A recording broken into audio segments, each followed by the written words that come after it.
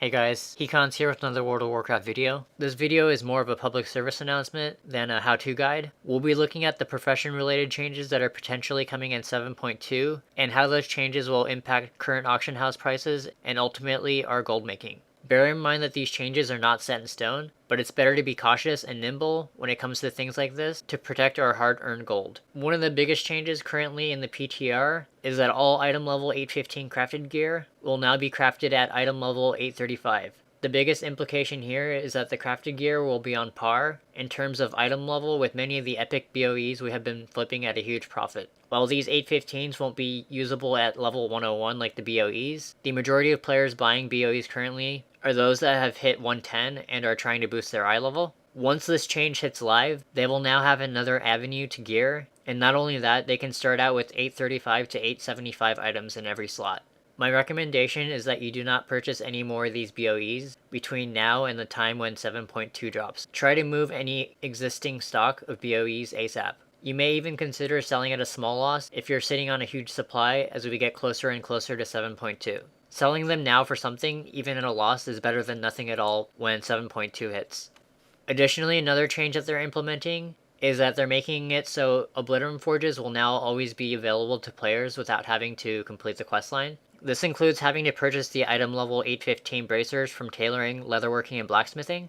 All other things equal, this means that the demand for those bracers are going to get hit hard. However, remember that the Obliterum cap is going up to item level 875. They are also making it so the first application of Obliterum to any item level 815 to 830 gear that exists pre 7.2 will automatically be brought up to 840 with the first application of Obliterum. What this means is that any item level 815 gear now will be the same as any item level 835 gear crafted in 7.2, so long as you apply one Obliterum to it. However, we want to err on the side of caution, so you should try and list and move your bracers ASAP.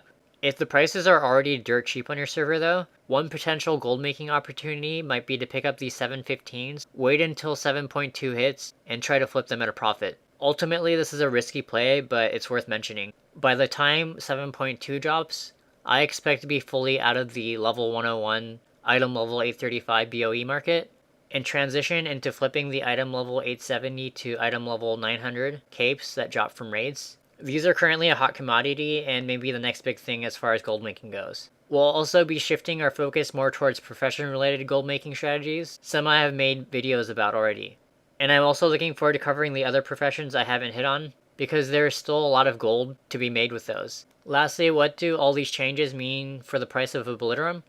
Unlike in the previous patches 7.1 and 7.1.5, where we saw a small incremental increase in the Obliterum cap, in 7.2, crafted items are essentially getting a 25 item level boost. You'll still need 7 Obliterum to upgrade each piece to the cap, item level of 875. However, the boosts that the items are getting are going to appeal much more to those gearing, and we should see a huge surge in demand. We can expect a noticeable increase in prices of both Obliterum, as well as the prices of items that people are obliterating. It's hard to speculate how much at this point, but it may be worth stockpiling Obliterum if prices have bottomed out on your realm.